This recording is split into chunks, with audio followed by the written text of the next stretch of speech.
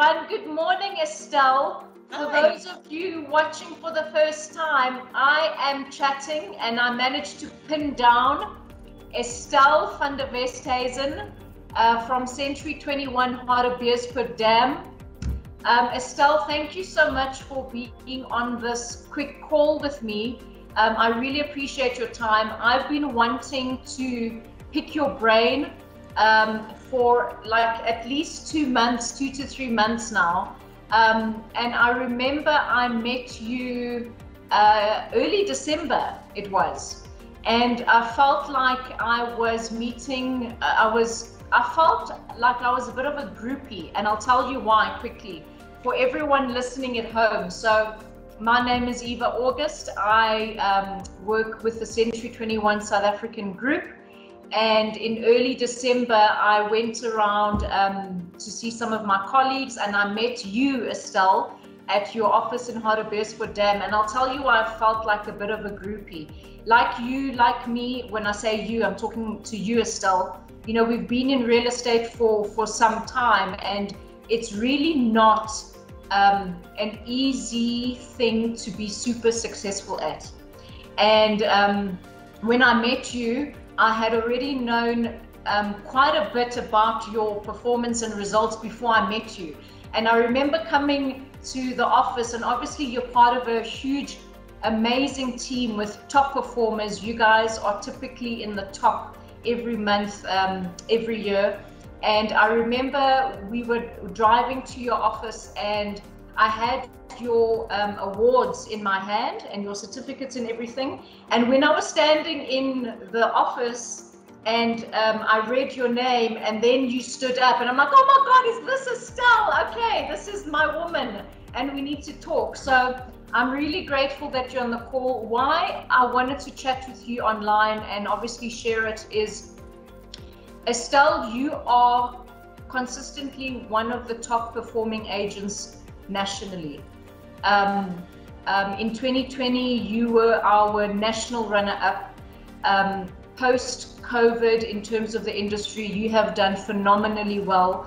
And I can't emphasize this enough, because I meet a lot of real estate agents in the market that are struggling. I meet real estate agents that are barely getting by. And I guess you have this in every industry you come across. But the ones that really do well, they do well by moonshot results. So if I can start with the first question to you, tell me a little bit about yourself in terms of how long have you been in real estate, and what were you doing something completely different before real estate? Yes, thank you for having me, Eva. Yes, humbled, and I don't think I don't have very wise things to say. I haven't been in the industry for long. Really? I joined Remax 5 years ago. Yes. After I decided to leave the fashion industry, wow. That I've been in for 30 years. So yes, I was designing and making clothes, and also designing for major brands, and yeah, I wanted to do this because of the a lot of clothing was imported now from China, and yeah, the market wasn't that. So I decided to make the call and to do something else. And also I had I think the empty nest syndrome. Both my daughters moved to Cape Town. My son was about to finish matric and wanted to go to university, and I didn't have the means to pay for that. Yeah. So I had to do something. And that's what I decided, and I joined Remax. I went to see them, and as you know, my partner is an attorney, so I knew about the industry, but I wasn't in the industry, so I just thought that perhaps I'll give this a try. Right. At first I did it as a part-time job. Okay. So through the attorney being exposed to the world of law, I'm assuming this is conveyancing law that you were exposed to, and that made you think, hey, let me give real estate a go. Is that right? Yeah. Okay. That's right. Okay, so tell me, you've obviously been with Century 21 longer than me. When did you join our coalition? Yeah, I joined 3 years ago. It's actually now exactly 3 years. Yeah. I love the brand. We did some market research, and we did some. Me and Donna, who was my partner at that stage, decided that this is the brand that we wanted to work for, and yes, went to see the principals and decided to make the move. You've got great principals, by the way. I can't wait to pick their brain as well, because they were also agents before, from what I understand. And so the team that you're part of, the leadership that leads your office, they are, I don't know what words to use without using very, very colorful words. But you are part of a great team, and you got great leadership, and that's awesome. Okay, so that's 3 years. Fashion designing, that is quite a different thing. You know, that's one thing we can't take for granted when we're looking at building powerful teams, is what industry to look at or what history to look at, because look at where you came from and where you are now. Wow. Okay, so next question. I really want to get into your psychology. I was saying earlier that a lot of agents, and it's not just in real estate, but we are in real estate, we're passionate about it. So the majority may be struggling, and there are a handful of people like you that are doing very well. I actually have one of the answers to this question, but I'm going to ask you the question. What do you think it is in terms of either mindset or how you take action, how you structure your activity? What would you say? Because I know you're quite a modest lady. You don't like talking about yourself, so I'm going to put you on the spot. What would you say it is that's different between you and other real estate professionals that are not really doing as well as they could be, particularly in this market? What do you think it is that you've mastered in the last 3 years or recently that has got you to the top of your game? What would you say that is, honestly? I think adapt to different scenarios. I am not a perfectionist. I'm not an organized person. So it really takes time for me to concentrate on things, and I do take time. I think the effort that I put in, the long hours that I work, I don't do it listing just to get it onto the net. I take care of client. I take time to do my descriptions, and I don't know, something's working. Would you say you love people? Because you're always happy, and that makes it super easy to talk to you and engage with you. Yeah, I love you. Is it you do? Hey, so there's some passion there. Yeah, newfound passion. I love people. I like making people happy. I think giving a person a home that they love is it's life-changing experience for them, and to be part of that is amazing. You're quite right. I mean, moving home for whatever reason, whether it's because you're growing in your life or downgrading, or your family's growing, normally moving house is quite a significant thing in our lives because it's so personal, and so being part of that is a big deal. It is a big deal. How many hours are you working? I mean, in order to get the results that you're getting, because you are, I'm going to say it now, you are classified in the way we have terminology. You are a millionaire agent, and when I say a millionaire agent, I'm talking about performance over an annual period or per annum. So as a millionaire agent, to get there and to maintain it, how many hours are you working and how many days a week? I think I take off about 1 day in a week. Okay. I start in the morning around 5. I like to work when there's nobody bugging me. So yeah, and that's the time that I really do my best results and feedback and answering my mails, because if you're out there and on the in the market daily, you don't get to the mails. I have amazing infrastructure. I think that's my best asset at this stage. Both my daughters are working with me. They support you. I guess what you mean to you've created a structure where you've got Rochelle is my PA. Okay.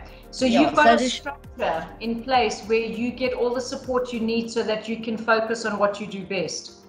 Sales. Yeah. So I don't do admin at all. Rochelle does. I'm a bit dyslexic in the way that I really turn around words and stuff. I'm really dyslexic. So Rochelle is amazing. She does all my admin. She does that.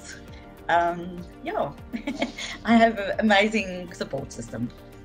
So what advice, knowing what you know in terms of what it takes, what advice would you give to a person that wanted to enter the real estate market? Because it's not easy. It's obviously the degree to which it's rewarding is directly exactly the same as the degree to which it's difficult. So what advice would you give to someone that wants to really make it work?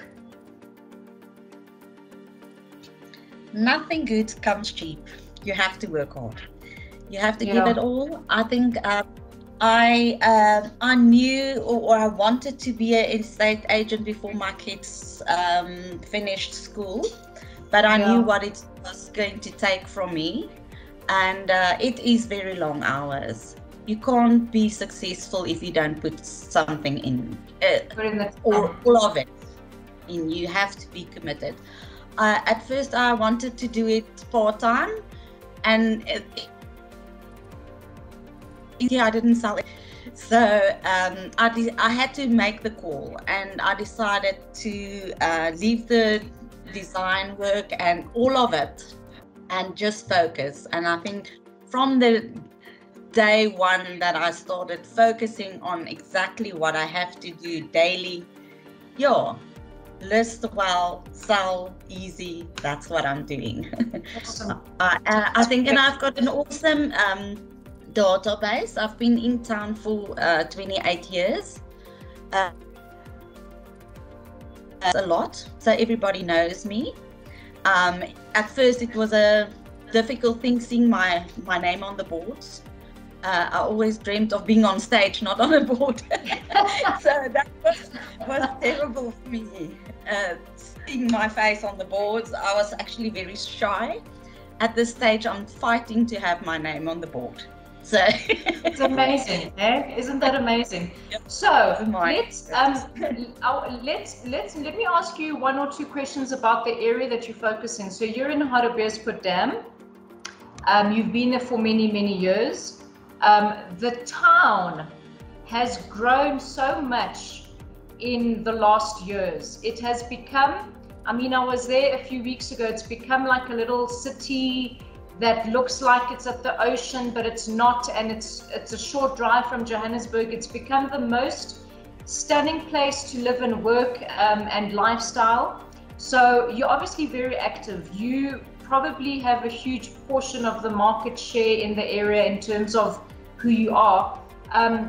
Can I ask you, for anyone in the market right now in your region that's looking to sell, so homeowners that are looking to sell, what advice could you give them now? Because I really want to understand this from your perspective, because there's a perception now, that it's a buyer's market for whatever reason, the interest rates, COVID, retrenchments, whatever it is. And so there's this perception that there's not enough sellable real estate in the market as much as there are buyers. So for someone that's looking to sell their property, what advice could you give to them to make them think a little bit about stuff before they actually take the plunge? I believe that there's not enough stock at the moment. Right. So I think although it's a buyer's market, the sellers actually can dictate what they want to ask for their properties at this stage. Nice. Because there's nothing to sell. So exclusive marketing is the way at this stage, because there's a lot of agents that's pushing the market prices down just to make sales, and it's not necessary. So exclusive marketing is actually a amazing way to get the price that you want in your pocket. I think being informed of what other sales happened around the town is the main thing. Being aware of what you can house and give the right advice and guidance to market the house on exactly the price that it will sell for is the main thing. That's actually quite an interesting thing that you're saying. It's actually the first time I've heard it from that perspective, that although there's a perception that there's a buyer's market, we know there's a shortage of stock in the market, but because of that problem and agents in general pushing pricing down to move stock, what you're saying to me is that the best thing for a seller to do is to commit exclusively to a professional like yourself, because it can get quite confusing having 100 agents telling you different things and pulling you in different directions. So that's quite interesting. I like that perspective. Okay, so it's quite an interesting dynamic right now. And in terms of buyers, people that are looking to buy, do you have any tips for them, whether it's on the financing side or anything in general? I don't work without pre-qualifying my client. Okay. If the client commits to pre-qualifying, I will take him out. If not, I'll take him once, and after that he must pre-qualify, because I'm not taking clients around that can't afford anything. Most of the buyers at this stage can afford more than they are looking for. The affordability is high, they're looking for homes, and my advice is always buy something that you are comfortable with. The amount that you come. Don't buy something that you'll regret in 2 years' time when the interest rates go up and you can't afford it anymore. I think selling, so I think giving the clients that little bit of a break on things at the moment is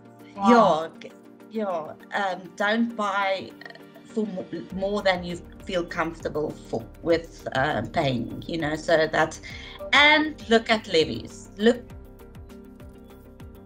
at all hidden costs, giving them all the costs that they will pay, and make then the informed decision rather than to go in. And the other thing is, just don't buy a stand if you're not going to build something soon, because the recurring levies and costs there is amazing, and most of our sellers will come back and say, I've bought this stand, I've had it for 5 years, I've wasted 140,000. I can only sell it for 100 less than I paid for it. So never is a stand an investment if you're not planning to build fast. I love that. That's phenomenal. Sure. Estelle, you've actually shared quite a bit for the buyer's side of it, which you know, we could speak about at length, because you're speaking 100% firstly for the interest of the buyer. Not once have you spoken about how to structure a deal, but more about what the buyer should do that's best for them. I like that you speak from a perspective of think for the future. Interest rates will change again. So let's protect you from now and not make this an impossible thing where your new home is a stressful thing in the future. That's flippin' excellent. I love that. Thank you for that. Okay, so last question for this session, because we're going to talk a lot more in the future. What is your motto? What do you live by?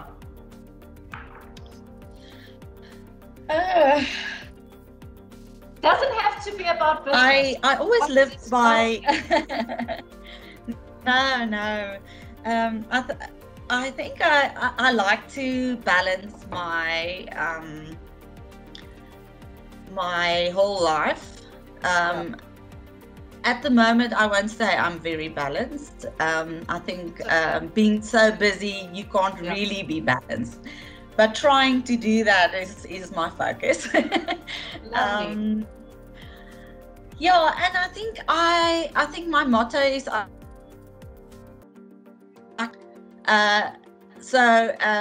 if I need advice, I can ask somebody else, but and listen to that. But I know that I can count on me. So yeah, and I can count on my kids as well, and my infrastructure. I think, and that's getting my business a head start from everybody else is, I think, the support that I have. I love that. Count on me. That's awesome. Yeah. That's awesome. Yeah. Estelle, I'm really, really grateful for your time. Thank you for being such a good sport. Thank you for setting a high standard of what a real estate professional could achieve at any time in the year. I mean, you broke the record in December, when most people have a reason that, you know, there's no one's really buying and selling because everyone's on holiday. So you completely smashed the benchmark of what even I thought could be done in a month. So I appreciate your time. I want to do this again with you more as we go. I am going to share all your information, obviously, in our posts and somewhere on this video. And thank you. All I can say is thank you. Thanks for your time. And guys, Estelle Van Der Westhuizen, Hartbeespoort Dam. Her details will be published here if you want to connect with her. And that's us. Estelle, have a great afternoon. Thank you. Okay. Cheers. Thanks for the invite. Bye. No problem. Bye, Estelle. Thank you.